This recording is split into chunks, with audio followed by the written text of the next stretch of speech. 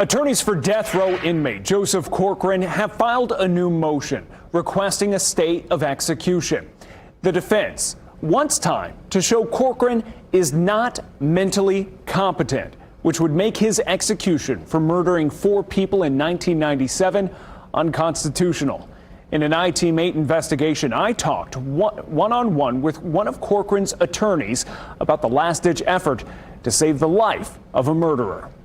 Indiana needs to decide whether they want to execute someone who is seriously mentally ill. Joseph Corcoran, seen here after his murder conviction in 1998, is scheduled to die by lethal injection before sunrise on December 18th, unless his attorneys, including Joanna Green, are successful in stopping his execution. We've learned a lot about mental health in the years since Joe was sentenced to death. We've learned a lot about Joe's mental health. We've learned a lot societally about mental health and how it impacts people's behavior. Corcoran, awaiting the death penalty inside the Indiana State Prison in Michigan City, has been diagnosed with paranoid schizophrenia. He's made claims prison guards are targeting him with an ultrasound machine to torture him, and in November sent a handwritten letter to the Indiana Supreme Court asking to withdraw his defense, allowing the state to end his life.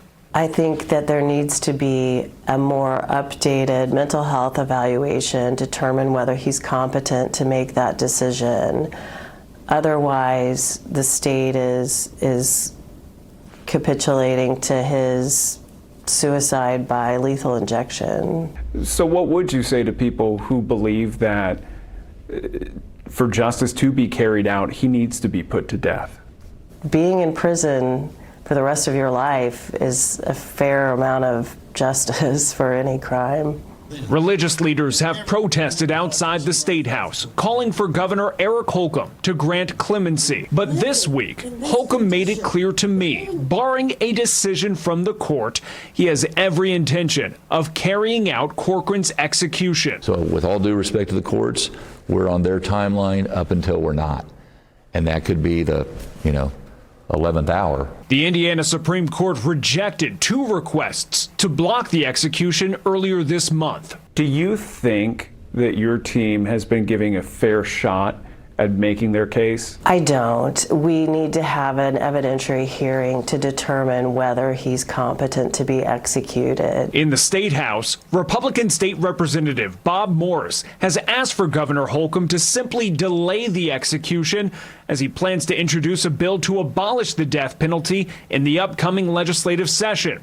That would allow lawmakers and the next governor to make the ultimate decision. To put someone to death weeks before a bill is being introduced that could potentially abolish the death penalty in Indiana seems unjust and inhumane. The Attorney General's office in its latest filing said the execution should be carried out because of Corcoran's own request to end litigation. If this latest attempt to stop Corcoran's execution fails, he could still petition the U.S. Supreme Court, but his defense tells me it would most likely be in the governor's hands at that point.